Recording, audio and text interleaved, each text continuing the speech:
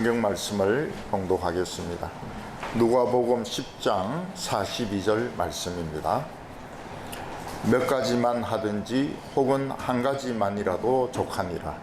마리아는 이 좋은 편을 택하였으니 빼앗기지 아니하리라 하시니라. 아멘. 목사님들 중에서는 설교할 때에 예배 분위기에 아주 예민하게 신경을 쓰는 분들이 있습니다. 그래서 설교 중에 어떤 교인이 밖으로 나간다든지 또 계속 졸고 있다든지 또 아기를 울리거나 또 아기와 눈을 맞추고 장난치는 이런 사람을 보면 설교를 중단하고 막 야단을 치고 책망을 하는 이런 목사님이 있습니다. 대개 이런 목사님들은 설교할 때 완전한 원고를 작성하지 않고 요지만 중요한 내용만 메모해서 생각하면서 이렇게 설교를 하는 분들이 많습니다.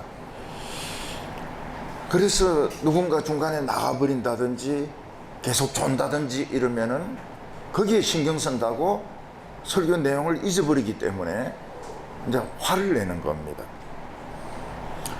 요즘 목사님들 중에서는 설교 원고 대신에 노트북을 펼쳐놓고 엔터 눌리면서 설교하는 분들이 있습니다. 저는 참 신기합니다. 엔터 페이지가 넘어가는 겁니다. 저는 설교 시간에 애가 울든지 말든지 창문이 깨지든지 말든지 누가 밖으로 나가든지 졸든지 내 털리가 날아가든지 말든지 전혀 영향을 받지 않는 그런 방법을 씁니다. 근데 예전에 어떤 작은 교회에서 설교를 하는데 예배당 이 통로에서 덩치가 큰 그 아이가 조그만 아이를 올라타고 막 쭉 패는 겁니다. 설교 중간에. 근데 맞는 애는 아프니까 죽으라고 소리를 지르는데 그 어른들은 설교 듣는다고 정신이 팔려가지고 아무도 뭐라고 하지 않아요. 뭐 그까지는 괜찮았습니다. 설교 마친 뒤에 기도를 하는데 교인들이 막 그 기도한다고 정신이 없어가지고 소리 지르고 울면서 막 기도하는데 도둑이 하나 들어와가지고 헌금통을 뒤집어가지고 그 헌금 봉투째 이 안에 넣고 나가는데 아무도 몰랐던 겁니다. 기도하는데 정신이 팔려가지고. 부교육자나 전도사님이나 집사님이나 전부 기도한다고 정신이 팔려가지고 도둑이 헌금을 다 가져가는 걸 몰랐던 겁니다. 그래서 내린 결론이 뭔가 하면 아무리 은혜 받아도 누군가는 눈 뜨고 기도를 해야 된다. 눈 뜨고 기도하는 사람을 절대로 핍박해서는 안 된다. 이 헌금통을 지키는 사람이다. 이런 결론을 내리게 되었던 겁니다. 뜨겁게 온 마음과 열정을 다해서 기도하는 것이 더 중요한가? 아니면 눈을 뜨고 헌금통을 지키는 것이 중요한가? 이런 문제가 생기는 겁니다. 제 아내는 이제 결혼한 지 47년이 넘어가니까 이제 옛날 이야기를 합니다. 자기는 결혼할 때 된장 끓이는 걸 몰랐다는 겁니다. 반찬 만드는 걸 일체 몰랐다는 겁니다. 저는 그걸 모르고 결혼했습니다. 그래서 우리 신혼살림은 소꿉장난이었습니다. 아내는 한 끼 한 끼가 엄청난 고역이지만 제가 보기에는 어렸을 때 소꿉장난할 때 요 플라스틱 그릇에 흙을 담아서 이렇게 밥 주고 먹는 그런 장난이었어요. 그래도 행복했습니다. 그 제가 우리 친구들에게 우리 집에서 예배 드리자. 그러니까 친구들이 다 좋다는 겁니다. 그래서 우리 집에 해군 장교들이 한 20명이 모였습니다. 제 아내는 비장의 무기를 꺼냈습니다. 그게 뭔가 하면 소고기 국입니다. 소고기 국을 이제 끓여가지고 한 솥을 끓여가지고 이제 그 대접을 하려고 했는데 그 기도하는 친구가 너무 거룩한 겁니다. 기도를 너무 오래 하는 거예요. 그동안에 소고기 쫄아버렸습니다. 친구들이 국을 먹으면서 국이 좀 짜다. 전부 다 한마디씩 하는 겁니다. 국이 좀 짜다. 그래서 제가 설명을 했습니다. 그건 말이야, 대피 기도가 너무 길어서 국이 쫄한 거야. 그러니까 전부 이야기를 하는 겁니다. 기도가 긴 건 좋지가 않아. 우리는 때로 이 사소한 일에 신경을 쓴다고 큰 것을 놓칠 때가 많습니다. 옛날에 우리나라 스키 선수들은 세계의 이런 그 룰, 규칙, 그리고 복장 이런 걸 몰랐습니다. 그래서 스키 협회에 가가지고 그 당사자가 스키에 바뀐 복장과 규칙을 설명하는데 안 듣는 거예요. 그냥 스키 타는 데만 막 열심을 냈습니다. 바뀐 규정이나 복장 같은 거는 신경을 안 써요. 그건 중요한 게 아니라고 생각하니까요. 우리나라 팀이 올림픽에 갔는데 아예 입장이 안 됐습니다. 복장이 안 맞고 룰을 모르고 죽으라고 연습을 했는데 들어가지 못하는 거예요. 결국 연습보다 더 중요한 것이 룰이었다, 복장이었다 하는 것을 깨닫지만 늦은 거예요. 아예 탈락해 버렸습니다. 어떤 야구 선수는 체격이 좋고 홈런을 많이 쳤습니다. 그 선수는 미국 메이저리그에도 진출했습니다. 근데 이 선수는 더 중요한 것을 놓쳤습니다. 우리나라나 미국이나 선수만이 아니라도 음주하고 운전하면 이 큰죄가 되는 겁니다. 이 선수는 3번이나 음주운전에 걸렸습니다. 우리 예수 믿는 사람이 제일 담대할 때가 언젠가 하면 음주 단속할 때입니다. 음주 단속해라. 해라. 근데 예수 믿는 사람이 음주 단속에 걸렸다면 이거는 이 가중처벌을 해야 됩니다. 야구에는 삼진 아웃이 있습니다. 스트라이크 3번 먹으면 아웃입니다. 이 선수는 3번 음주운전에 걸린 겁니다. 용서가 안 돼요.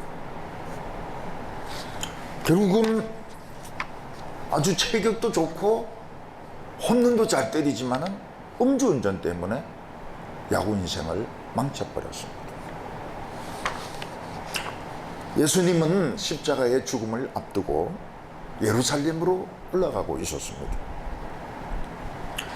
예수님을 따라오는 사람들에게 잠깐의 시간을 내어가지고 하나님의 말씀을 마지막으로 전하기를 원했습니다. 근데 딱 적합한 장소가 마리아와 마르다의 집이었습니다. 예수님은 예루살렘에 일단 올라가시면 유대인 지도자들과 충돌을 합니다. 제자들에게 마지막 당부를 합니다. 마지막 이 유월절 음식을 잡수시고 붙들려 간 시간이 없습니다. 예수님께서 마르다와 마리아의 집에 들어가신 것은 일반인들에게 하는 최후의 고별 설교였습니다. 물론 마르다와 마리아는 또 일반인들은 그 사실을 모릅니다. 예수님이 이 집에 들어온 것이 마지막으로 고별 설교를 하기 위해서라는 것을 모릅니다. 그렇지만 이 마리아는 예수님의 말씀이 자기를 치료했기 때문에 자기의 우울증과 자신의 그 조현병과 자신의 불면증과 발작과 히스테리 치료했기 때문에 한 말씀도 놓치지 않으려고 했습니다. 근데 마르다는 요리를 잘했습니다. 사람들이 막 몰려드니까 요리 실력을 한번 보여줘야 되겠구나. 그래서 음식 만드는데 정신이 다 팔려 있었던 겁니다. 마르다는 예수님이 하시는 말씀이 한마디도 귀에 들어오지 않았습니다. 마르다는 갑자기 사람들이 몰려 들어와서 예수님의 말씀을 들으니까 이 음식을 만들어야 되는데 손이 모자라는 겁니다. 근데 마리아는 얄밉게도 예수님의 발치에 딱 앉아가지고 그 예수님의 하시는 말씀에 집중해서 듣고 있는 겁니다. 언니는 지금 음식을 준비한다고 바빠 죽겠는데 동생은 손가락 끝 하나 까딱하지 않고 그 앉아있는 거예요. 그래서 마르다는 화가 났습니다. 예수님의 설교를 딱 중단시킵니다. 예수님, 저 마리아를 좀 내보내주세요. 어떻게 언니는 이렇게 바쁜데 꼭 앉아가지고 얄밉게 설교만 듣습니까? 내보내주세요. 어떻게 보면 마르다가 하는 것이 정당합니다. 그러나 예수님은 마리아가 더 좋은 편을 택했다. 마리아가 더 중요한 것을 붙잡았다. 더 좋은 편을 택했기 때문에 빼앗기지 않을 것이다. 무엇을 빼앗기지 않습니까? 좌우한 빼앗기지 않을 것이다. 그렇게 말씀했습니다. 오늘 첫 번째는 이 마르다가 음식 준비한 것을 보게 됩니다. 사람들은 대개 자기 집에 갑자기 손님이 오면 냉수라든지 음료수를 대접을 합니다. 그거는 힘들지 않습니다. 그렇다고 해서 그분들을 다 식사에 초대하지는 않습니다. 식사 초대는 대개 미리 약속한 사람들만 식사에 초대를 합니다. 그러나 먼 지역을 여행하는 그런 귀한 사람이 오면 예약이 없어도 손님을 식사에 초대해서 대접하기도 합니다. 대개 토속 음식을 대접을 하는데 우리는 이런 것을 먹고 삽니다. 우리는 이런 생활을 합니다. 잘 기억해 달라. 그런 뜻으로 모르는 사람도 식사를 대접하기도 합니다. 아시아에 가면은 벌레를 튀겨가지고 주기도 합니다. 뱀을 튀겨가지고 주기도 합니다. 악어 고기를 야자잎에 싸가지고 구워가지고 주기도 합니다. 그때 제가 처음 알았습니다. 악어 고기가 굉장히 맛있다는 거예요. 예. 악어 고기를 먹고야만 말겠다. 악어 고기가 굉장히 맛있대요. 예. 그거를 처음 알았습니다.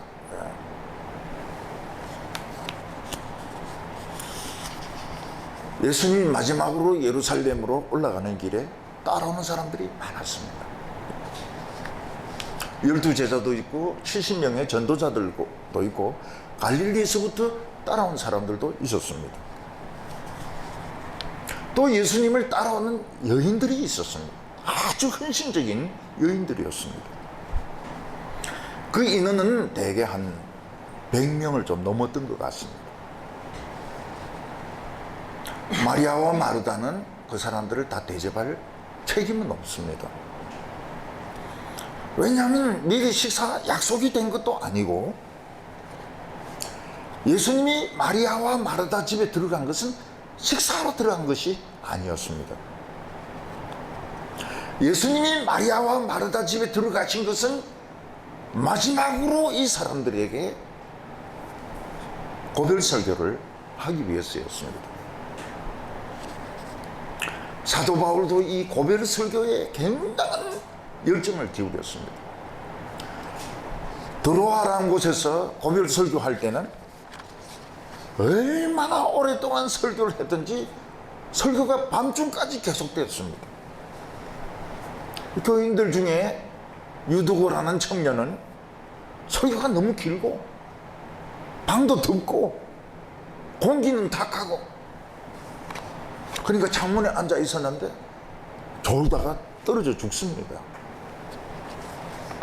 물론 유두고가 다시 살기는 했지만 이 마지막 이별을 앞두고 얼마나 사도 바울이 간절하게 설교를 했던가. 그리고 창문에서 졸 때는 얼마나 균형을 잘 잡아야 되는가. 이런 것을 이제 유두고가 깨달았을 겁니다. 마르다는 예수님이 많은 사람들을 이끌고 자기 집에 왔을 때 왜 왔을까? 이런 생각을 하지 않습니다. 마르다는 이야, 이번 기회에 내 요리 솜씨를 보여줘야 돼. 왜냐하면 요리를 잘하거든. 마르다는 요리를 잘합니다. 사람들에게 많은 요리를 만들어서 푸짐하게 대접을 하면 이야, 마르다는 정말 요리 솜씨가 훌륭하구나, 이런 칭찬을 듣고 싶었던 겁니다. 대개 결혼한 지 얼마 안 되는 세대들은 집들이 하는 것을 굉장히 두려워합니다. 그 기도할 때 그런 기도를 합니다. 주여, 이 잔을 내게서 지나가게 하옵소서. 왜냐하면 만들 수 있는 것은 아무것도 없는데 뭐 친구들이 그냥 몇십 명 찾아오면은 감당할 수가 없거든요. 며칠 동안 고민을 하다가 결국은 친정 어머니에게 도움을 요청하고 요리 잘하는 언니를 부릅니다. 그래서 여러 가지 음식을 준비합니다. 갈비찜도 준비하고 잡채도 만들고, 그 마지막 그 요리가 도미 한 마리 딱 눕혀놓으면 끝나는 겁니다. 그러면 신랑 친구들이 와서 먹으면서 형수님, 또 뭐 재수씨, 언제 이 요리를 이렇게 배웠습니까? 이렇게 묻습니다. 그러면은 웃으면서 그냥 조금 실력을 발휘한 것 뿐입니다, 이렇게 이야기하지, 어머니가 했습니다, 이런 말 한 사람 한 사람도 없어요. 음식 솜씨가 뛰어난 사람들은 집에 사람들이 오는 것을 겁을 내지 않습니다. 왜냐하면 뭐 웬만큼 뭐 한 10명, 20명 와도 그냥 척척척척 나가서 그냥 만들면 되거든요. 겁을 안 내.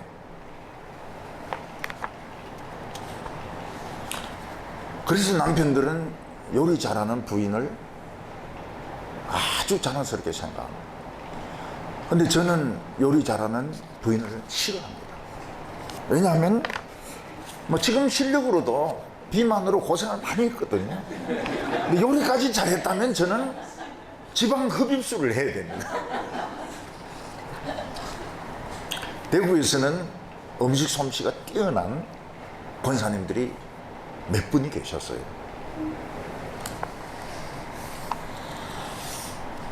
한 분은 물론 다른 사람 좀 도와주기는 해야 되지만은 600명의 이 닭백숙을 만듭니다.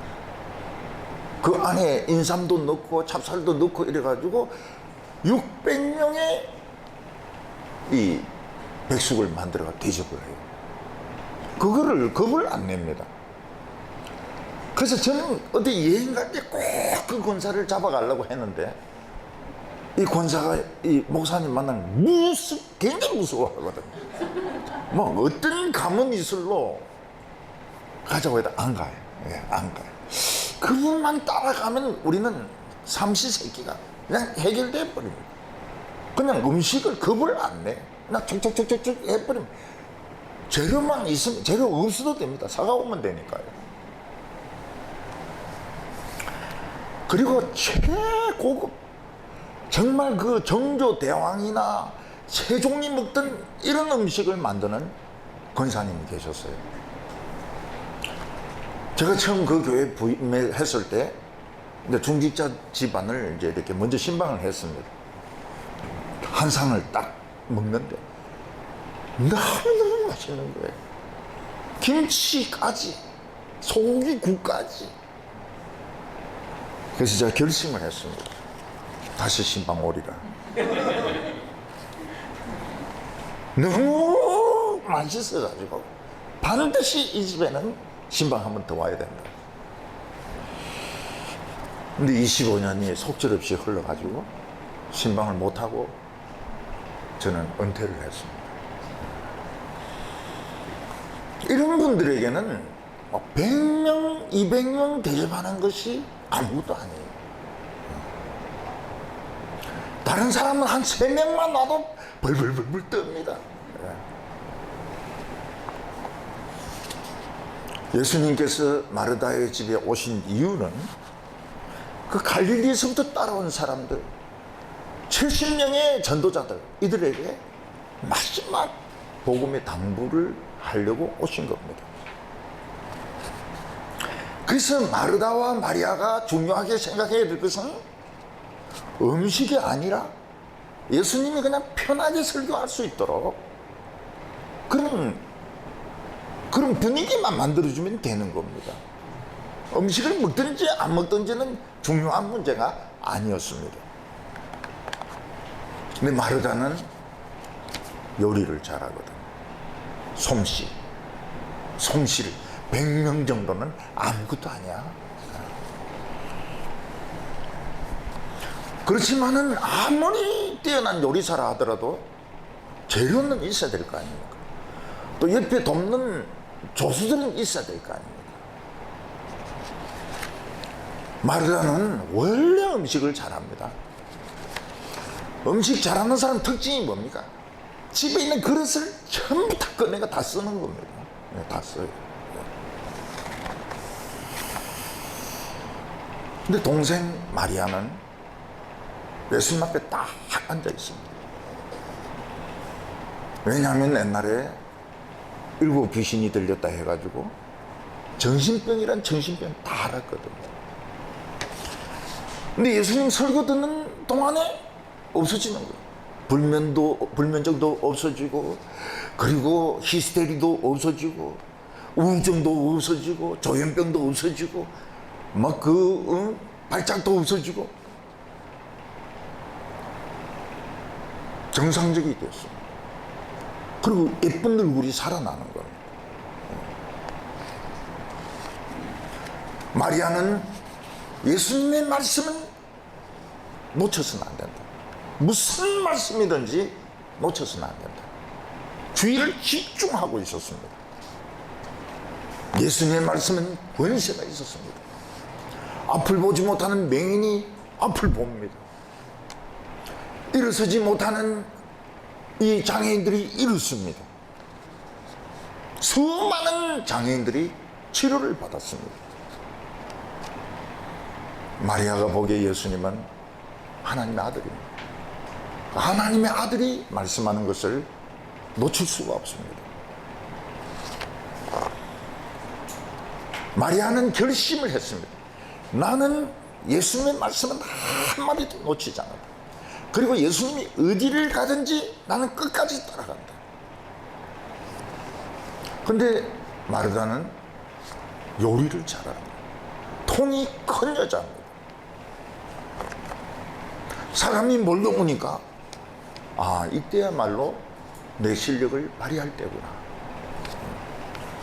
집에 있는 그릇 다 꺼내고 재료들 다 꺼내고 이리 끼고 저리 끼고 하면서 막 요리를 막 만들고 있습니다.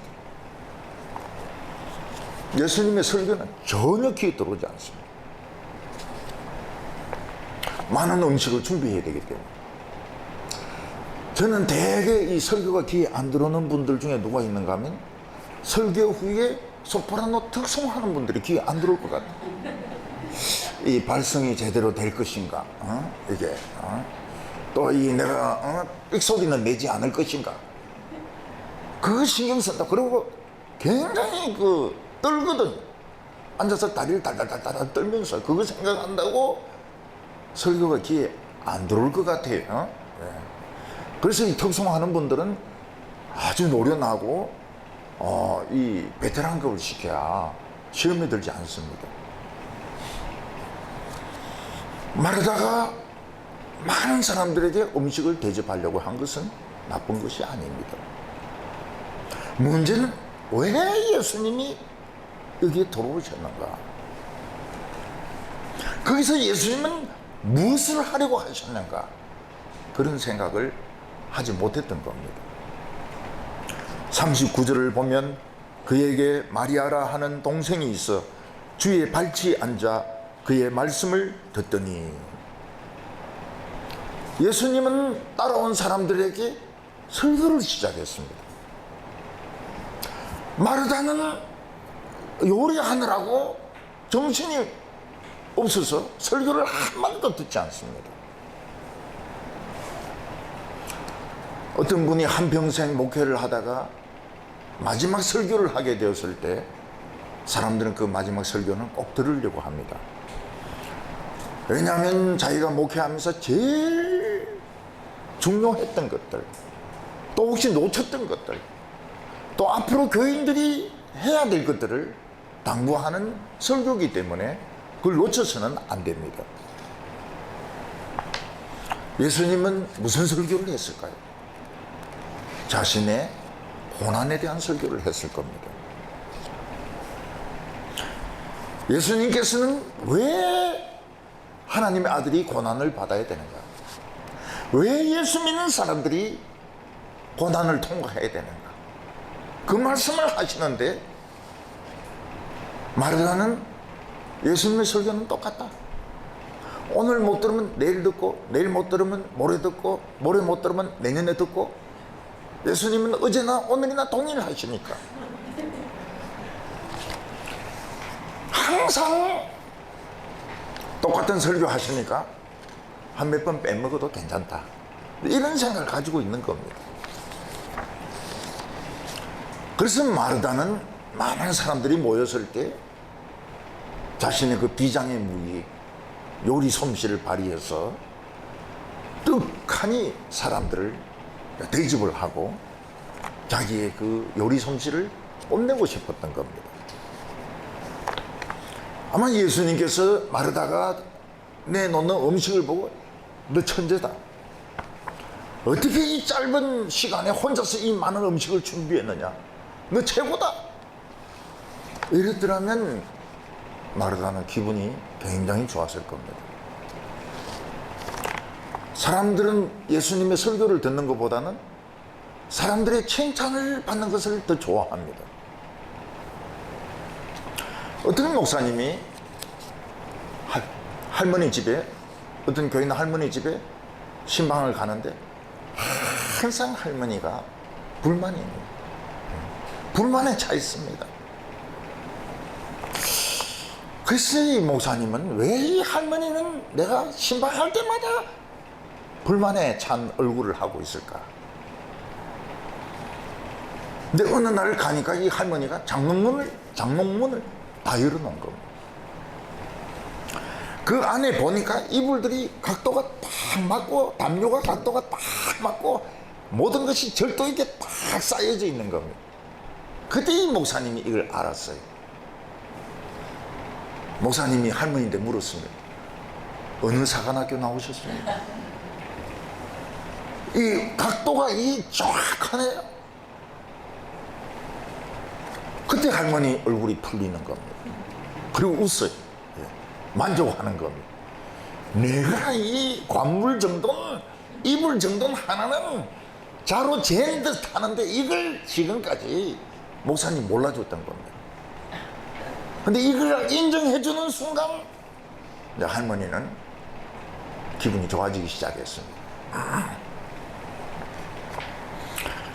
어떤 분은 마을에 열대 식물을 키우는 그런 교인이 계십니다. 뭐 고무나무도 키우고 뭐 덩굴도 키우고, 근데 그런 거 안 보고 설교 아무리 해봐야 은혜 못 받아요. 목사님이 눈치가 좀 있으면 여기는 정글이네요, 제가 타잔할까요? 그러면 이제 다 풀리는 겁니다. 이게 이 고무나무를 키우고 이 덩굴을 키우고 이게 중요한 거예요. 설교 말씀보다도. 저는 가 보니까 어떤 할머니가 이 호박 반지를 꼈는데 뭐 야구공만큼은 안 했는데도 골프공만 한 거예요. 얼마나 큰지. 그래서 제가 이야기했습니다. 할머니 손가락 안 부러집니까? 이러더니 이제 마음이 풀리는 거예요. 목사님이 드디어 골프공을 발견했구나. 사람들은 무슨 일을 해도 남이 관심을 가져주고 칭찬을 해주면 좋아합니다. 근데 설교 말씀만 들으라 이러면은 재미가 없어요. 화가 납니다.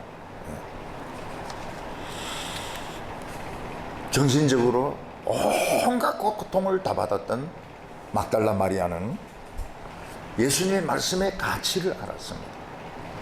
이 말씀은 나를 살린 말씀이다, 나를 치료한 말씀이다, 한마디도 놓쳐서는 안 된다, 집중을 하고 들었습니다. 40절을 보면 마르다는 준비하는 일이 많아 마음이 분주한지라 예수께 나아가 이르되 주여, 내 동생이 나를 혼자 일하게 두는 것을 생각하지 아니하시나이까? 그를 명하사 나를 도와주라 하소서. 마르다는 자기가 얼마나 분주하게 음식을 준비하고 있는지 예수님이 알아주기를 원했습니다. 언니는 이리 뛰고 저리 뛰고 발을 동동 구르면서 음식을 준비하고 있는데 동생은 얄밉게도 예수님 발 앞에 딱 앉아서 야금야금 그 설교를 받아들이고 있는 겁니다. 마르다는 화가 났습니다. 예수님 말씀은 오늘 같은 말씀 아닙니까? 오늘 듣지 않으면 내일 들으면 되고 내일 안 들으면 모레 들으면 되는 것이지 왜 그걸 그렇게 들어야 됩니까? 하필 지금처럼 바쁠 때에 꼼짝하지 않고 그 앞에서 설교 듣는다? 막 화가 나는 겁니다. 너무 이기적인 거예요. 저는 돌아가신 장모님에게 참 은혜스러운 말씀을 들은 적이 있습니다. 장모님이 나중에 치매가 왔거든. 저희인데 그 이야기를 합니다. 김서방 설교는 늘 새로워. 왜냐하면 다 잊어버리니까요. 무슨 설교를 해도 새 설교인 겁니다. 그때 제가 참 굉장히 은혜 받았습니다. 맞습니다. 설교는 항상 새로워야 됩니다. 다 잊어먹어버려요.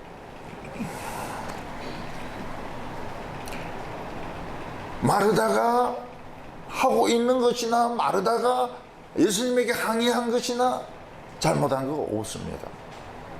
그러나 중요한 것은 더 중요한 것을 놓치고 있었던 겁니다. 설교에 은혜 받아서 막 뜨겁게 기도하는 것이 좋으냐? 실눈을 뜨고 헌금함을 지키는 게 중요하냐? 예. 아무래도 이렇게 실눈 뜨면 이 기도 집중이 안 되거든요.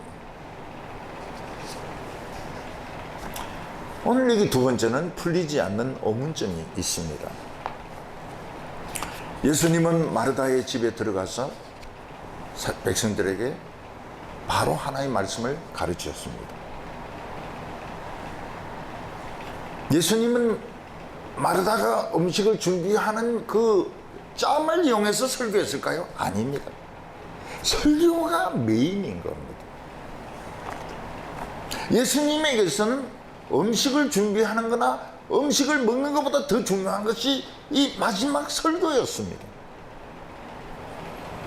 그 설교의 내용은 예수님의 고난에 대한 겁니다. 인자가 예루살렘에 가면 왕이 되는 대신에 고난을 받을 것이다. 막달라 마리아에게는 풀리지 않는 의문이 있었습니다. 자기는 많은 그런 정신적인 질병으로 고통을 받았는데 왜 나만 고통을 받아야만 했을까? 그렇지 않은 사람도 많은데 왜 나만 이런 고통을 겪어야만 했을까? 그 미치는 단계까지 가야만 했을까? 그것은 하나님이 그 사람을 자기에게로 이끌기 위해서입니다. 막달라 마리아는 정신적인 질병 때문에 예수님을 떠날 수가 없었습니다. 하나님의 말씀을 떠날 수가 없었습니다. 다른 사람들은 앞을 보지 못하고 그럴 수 없었기 때문에 예수님을 떠날 수가 없었습니다. 근데 예수님에게 와보니까 병 낫는 것보다 더 큰 것이 있었습니다. 그게 뭔가 하면 영생의 축복입니다. 하나님이 나를 자녀로 삼아주는 겁니다. 예수님의 말씀 속에는 어마어마한 보물이 들어있었습니다. 어마어마한 보물이 들어있었습니다. 저는 이번에 이삿짐을 준비하면서 보물을 체크해 봤습니다. 보물이 여러 개가 있어요. 여러 개가. 첫 번째 보물이 뭔가 하면 영어 성경 헤아려 보니까 1143권입니다.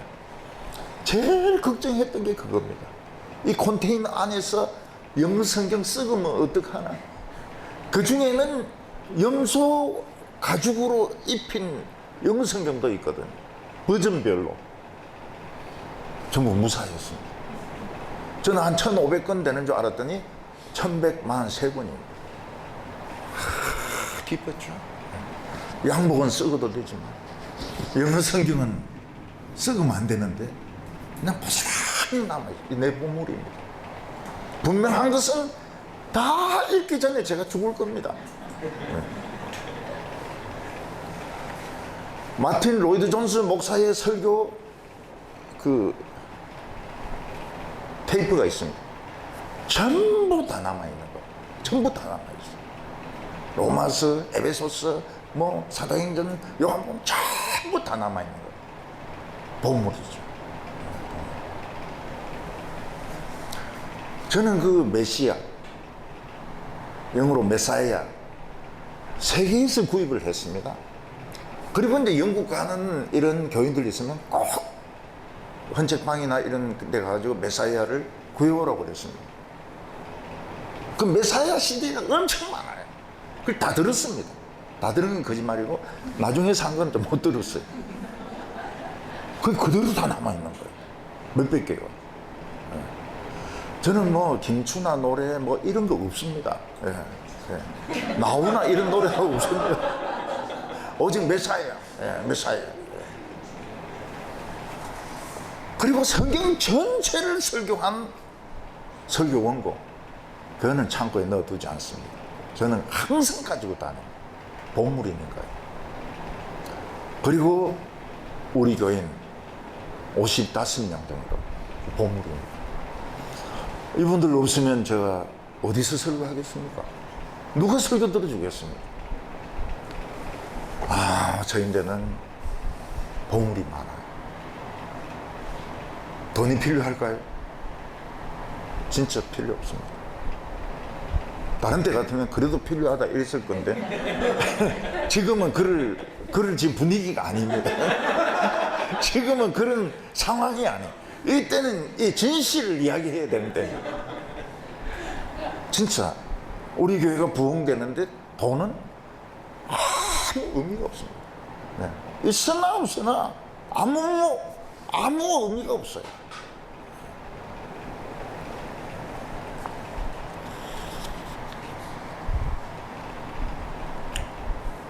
세상에서 공부도 그렇게 썩 많이 하지 못했습니다. 남들보다 결혼 생활이 행복하지도 못했습니다. 결혼을 못하기도 했습니다. 그 모든 것이 뭡니까? 하나님께로 인도하는 길이었다는 겁니다. 딴 거 필요 없어요. 다른 사람이 뭐라고 이야기해도 이기주의자다, 자기만 생각한다, 그 필요 없어요. 하나님이 인도하는 방법이었던 겁니다.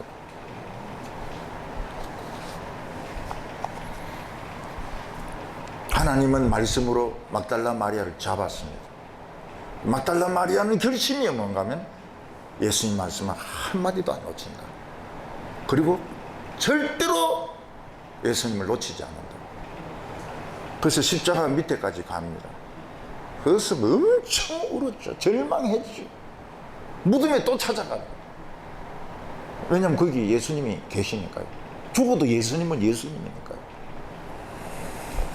부활하신 예수님을 맨 먼저 만난 사람은 베드로가 아닙니다. 막달라 마리아였습니다. 막달라 마리아. 좋은 편을 택하였으니 빼앗기지 아니하리라. 마리아는 예수님의 설교를 듣지 않고 딴 일을 할 수가 없었습니다. 얼마 있지 않으면 예수님은 상상할 수 없는 고난을 당합니다. 이때 마리아는 다시 미칠 수 있습니다. 지금 기껏해서 지금 정신이 제대로 돌아왔는데 예수님이 체포되는 것을 보고 두들겨 맞는 것을 보고 침뱉음 당하는 것을 보고 채찍에 맞는 것을 보고 십자가에 못 박혀 죽는 것을 보고 또 미칠 수 있습니다. 더 심하게 미칠 수도 있습니다. 세상에 자기 아들을 저렇게 죽이는 아버지가 무슨 하나님입니까? 어떻게 그런 하나님이 사랑의 하나님입니까? 하나님의 아들을 왜 저래 죽어야 됩니까? 더 미칩니다.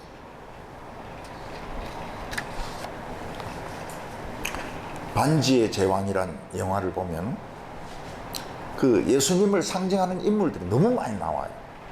그래서 이 메시지가 클리어하지 않습니다. 부분적으로 예수님을 보여줍니다. 근데 간달프라는 노인이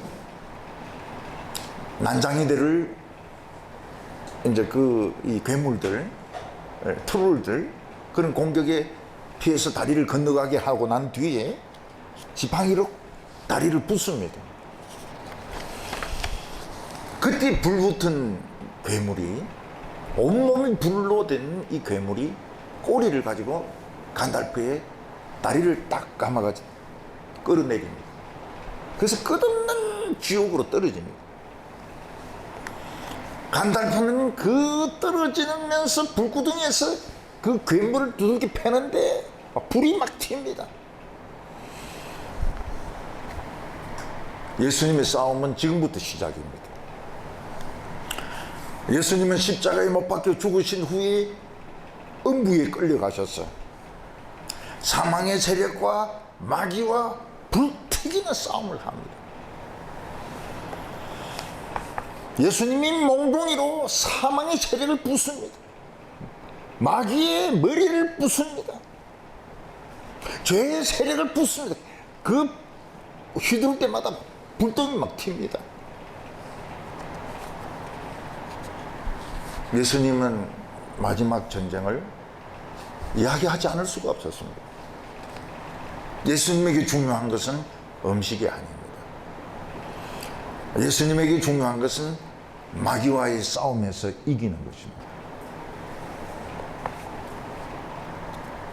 예수님의 선택은 잔치냐 아니면 고난의 설교냐, 그 둘 중에 하나입니다. 마르다는 눈에 보기 좋은 것을 선택을 했습니다. 눈에 보기 좋은, 입에 먹기 좋은 음식을 준비해서 칭찬받는 것을 원했습니다. 그러나 예수님은 중요하지 않았습니다. 이 눈에 보이지 않는 마귀와의 싸움에서, 이 혈전에서 싸워서 이기는 것입니다.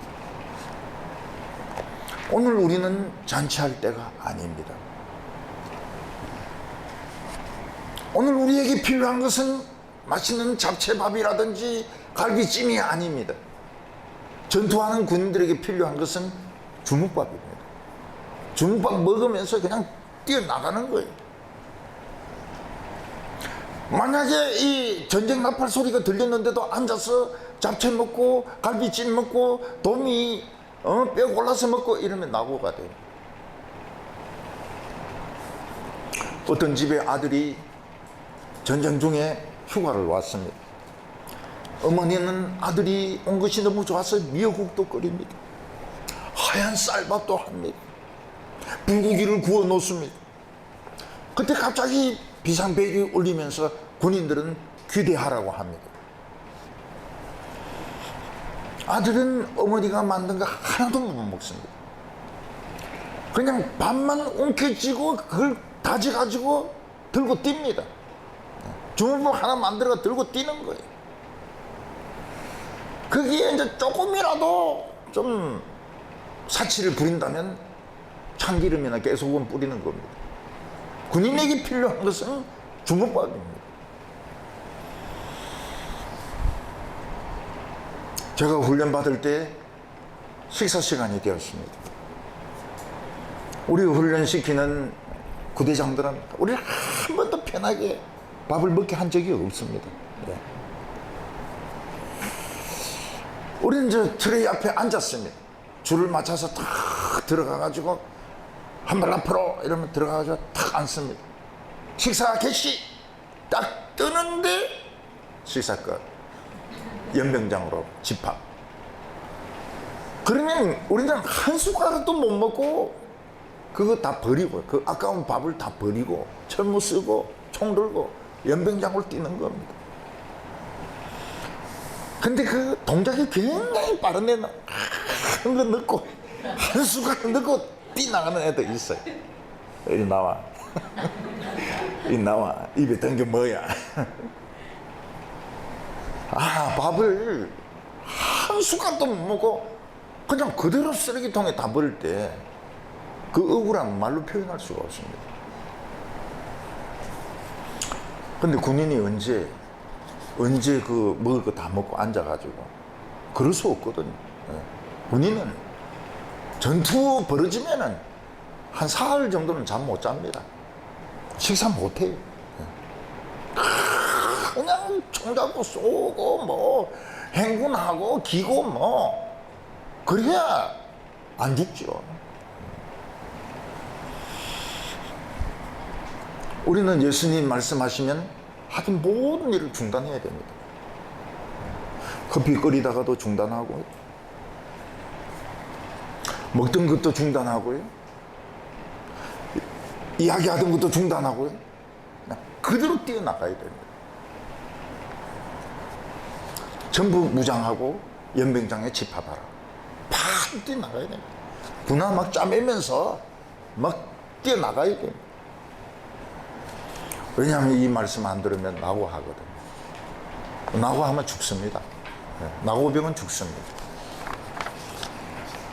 오늘 마지막으로 마리아는 좋은 편을 택했다고 예수님이 칭찬하셨습니다.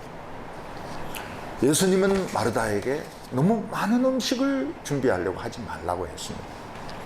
41절에 주께서 대답하여 이르시되 마르다야 내가 많은 일로 염려하고 근심하나. 마르다는 자기 집에 온 많은 100명이 넘는 사람들을 대접해야 된다고 생각했습니다. 마르다가 맛있는 음식을 대접하지 못하면 사람들이 실망할 겁니다. 자기의 체면이 구겨질 것입니다. 그러나 예수님에게는 그런 것이 전혀 중요하지 않았습니다.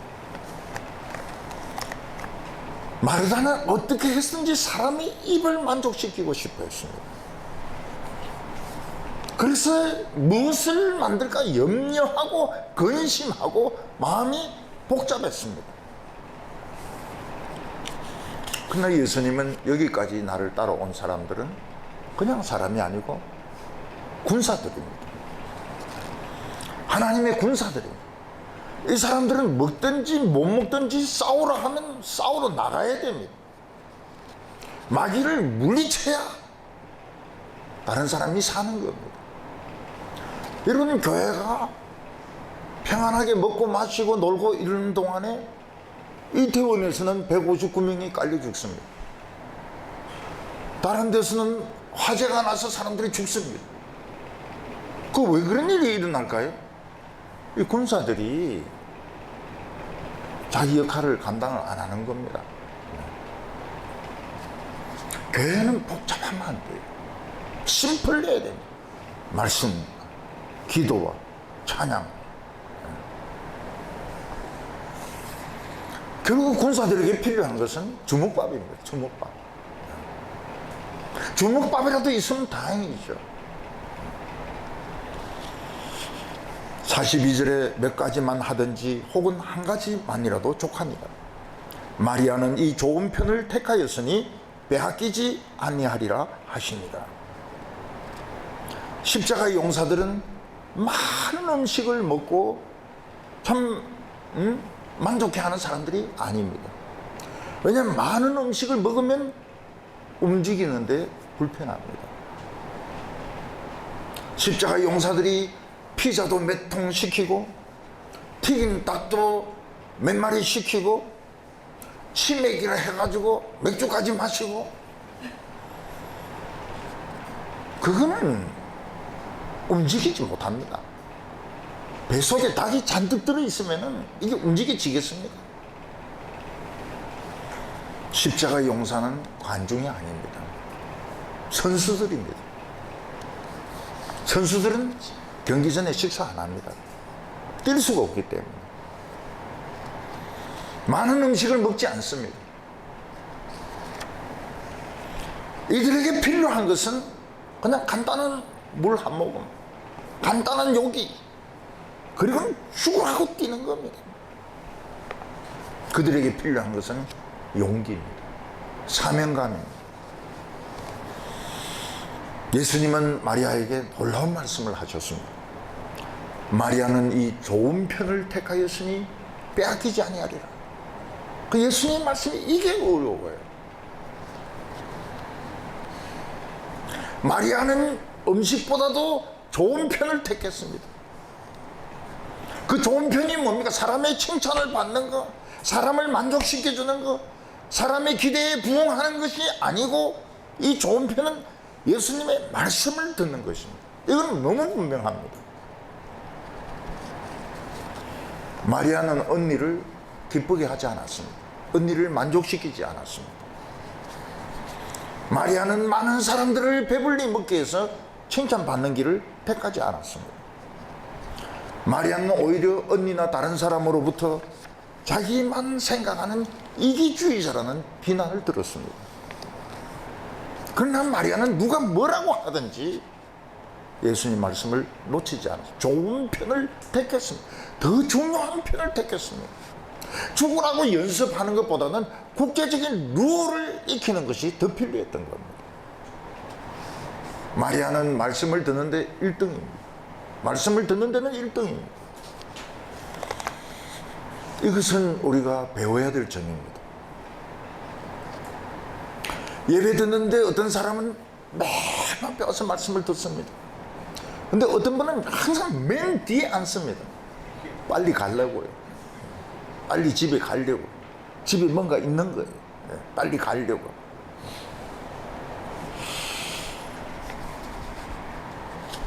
마리아는 좋은 편을 택했어요. 좋은 편이 말씀을 듣는 겁니다. 이게 최고로 중요한 겁니다. 우리의 인생에 있어서 하나님 말씀을 듣는 것보다 더 중요한 것은 없습니다. 최고로 중요한 겁니다.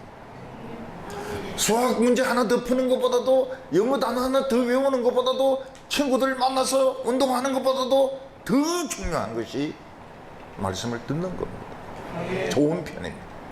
최고로 좋은 겁니다. 근데 빼앗기지 아니하리라. 목적어가 없습니다. 무엇을 안 빼앗긴다는 것. 요게 이제 예수님의 말씀의 어려운 점입니다. 알쏭달쏭한 겁니다. 무엇을 뺏기지 않는다는 말이에요. 목적어가 없어요. 말씀을 붙들면 무엇을 뺏기지 않습니까? 우리가 뺏기기 쉬운 좋은 것들이 있습니다. 돈도 뺏기기 쉽습니다. 중고등학생들은 깡패들인데 돈을 뺏깁니다. 명예도 다른 사람들이 뺏어가려고 노리고 있습니다. 예수님은 세상에 재물을 쌓아두지 말라. 왜냐하면 거기에는 도둑이 훔쳐가고 또 가치가 변하고 유행이 변하기 때문에 쓸모가 없어진다는 겁니다. 부인들 중에서 새 옷을 샀습니다. 입기 너무 아까운 거예요. 새 백을 샀습니다. 쓰기 너무 아까운 거예요. 제가 샤넬 백 산 사람들 말이죠. 1,000만 원 주고 산 사람들 보니까 한 번 쓰고는 절대로 안 쓴다. 너무 아까워가지고. 그걸 그냥 시장 갈 때 들고 다니는 여자들은 한 명도 없다는 거예요. 안 써요. 너무 아까워가지고. 근데 몇 년 지나고 나서 옷 꺼내보면 어떻습니까? 유행이 변했어요. 다 짧은 치마 입는데 자기만 긴 치마? 예. 거의 마법사 같은 치마. 더 입을 수가 없습니다. 핸드백도 유행이 바뀌었어요. 그런 거 들고 다니는 여자 한 명도 없습니다. 그래서 여성들이 꼭 명심해야 되는 게 뭡니까? 아끼면 뭐 된다. 아끼면 뭐 된다. 이거를 명심해야 됩니다. 명심해야 됩니다. 새 옷 샀으면 그냥 마르고 닳도록 다 떨어지도록, 핸드백도 좋은 거 샀으면 막 끌고 가면서 써야 됩니다.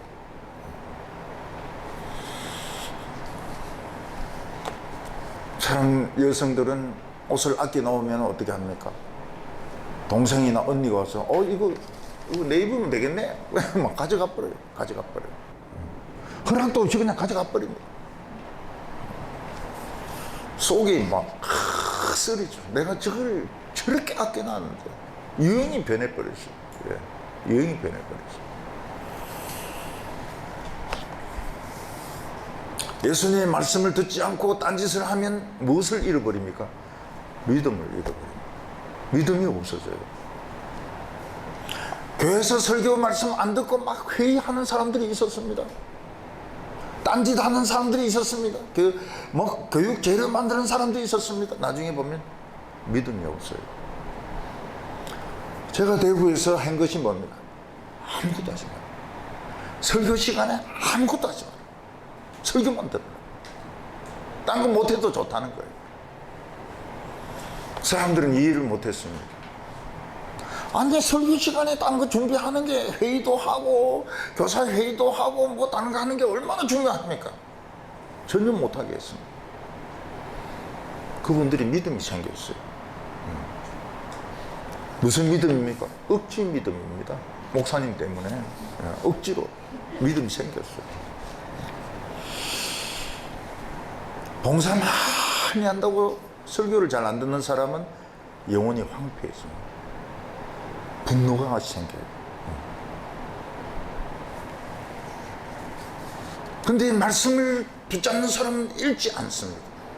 무엇을 읽지 않습니까? 예수님을 읽지 않습니다. 막달라 마리아는 예수님을 잃은 것 같았습니다. 십자가 위에서 잃은 것 같았습니다.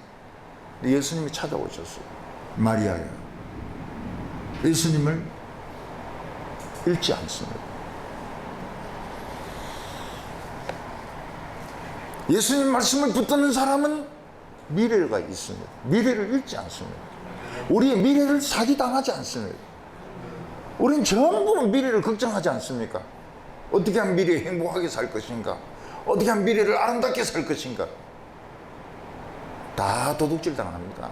다 도둑질 당해요. 어떤 분은 교장으로 퇴직했습니다. 자기 모은 돈이 10매덕입니다.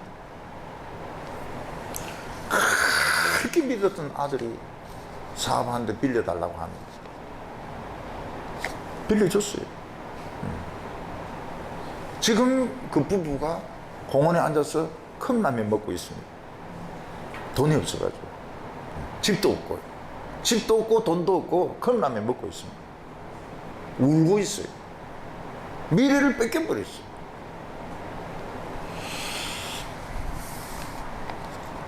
미래를 잃지 않습니다. 우리도 미래에 컵라면 먹겠지만 그것은 그냥 먹는 거죠. 그게 망해서 먹는 거하고는 다릅니다. 그게. 미래가 있어요. 소망이 있어요. 희망이 있습니다. 왜냐하면 최고로 좋은 걸 택했으니까요. 영생을 뺏기지 않습니다. 천국 가는 건 다 가고 끝에 지옥문이 또 있습니다. 끝까지 예수님 말씀 안 붙들면 글로 떨어집니다. 다 가가지고 지옥으로 떨어집니다. 목사가 글로 떨어집니다. 장로가 거기로 떨어집니다. 부흥사가 거기로 떨어집니다. 예수님은 나더러 주여 주여 하는 자마다 다 천국에 들어갈 것이 아니요 하나님의 뜻대로 행하는 자라야 들어가리라. 많은 사람에게 설교했습니다. 많은 선교를 했습니다. 병을 낫게 했습니다. 그러나 다 영생에 들어가는 것이 아닙니다. 영생이 뭡니까? 우리가 한 번 더 사는 겁니다. 얼마나 신납니까? 한 번 더 산다는 거. 젊은 몸으로 한 번 더 산다는 거 얼마나 신기합니까? 사람들이 쏘가서라도 한번 믿어보면 참, 내 같으면 믿겠어요. 이거 한 번 더 산다는데 손해볼 게 뭐가 있습니까? 우리가 지금 이 세상 사는 것이 유치원생이라면 천국은 대학원생, 박사들입니다. 수준이 벌써 달라요. 사용하는 언어라든지 다루는 수준이 벌써 틀립니다. 사탄은 우리에게 중요한 것을 도둑질해 갑니다. 믿음을 도둑질해 갑니다. 예수님을 도둑질해 갑니다. 열정을 도둑질해 갑니다. 영생을 도둑질해 갑니다. 마귀는 도둑놈. 마귀 도둑놈. 최고로 중요한 것을 도둑질해 갑니다. 제자들은 예수님께 물었습니다. 천국에 들어가는 사람이 적습니까? 예수님이 적다고 말했습니다. 아주 적다고. 이 도둑질 안 당하고 끝까지 지키는 사람은 적다는 거예요. 오늘 우리에게 필요한 것은 주목받습니다. 그리고 전투하려고 하는 의지입니다. 오늘 우리 성도님들이 좋은 편을 택했습니다. 미래가 있습니다. 미래를 걱정을 할 필요가 없어요. 인간으로 아무리 계산을 해도 소용이 없습니다. 좋은 편을 택해야 미래가 있는 거예요. 그래서 저는 계산기를 두드리는 거 싫어해요. 믿으면 되는 것이지 무슨 계산기를 두드립니까? 그래서 공대 출신 중에서 계산기를 안 산 사람은 제가 유일합니다. 공대는 이 계산기가 필수적이거든요. 근데 저는 그 끝까지 안 샀어요. 왜냐하면 믿으면 되는데 무슨 계산이 필요합니까? 우리 성도님들은 주먹밥으로 만족합니다. 용기로 만족합니다. 예수님의 설교를 잡아야 됩니다. 딴 거 잡으면 안 돼요. 멋진 프로그램, 외모, 인간관계 그거 택하는 순간 도둑질 당합니다. 기도드리겠습니다. 하나님 아버지, 예수님을 통하여 우리에게 말씀을 주심을 감사합니다. 저희들이 여기 온 것은 딱 하나밖에 없습니다. 말씀을 듣기 위해서입니다. 먼 곳에서 왔습니다. 올 수 없는 형편인데 왔습니다. 좋은 편을 택하였으니 빼앗기지 아니하리라고 말씀하여 주시옵소서. 우리에게 미래가 있음을 말씀하여 주시옵소서. 우리가 결코 우리 인생을 도둑질 당하지 않을 것을 말씀하여 주시옵소서. 예수님의 이름으로 기도하옵나이다. 아멘.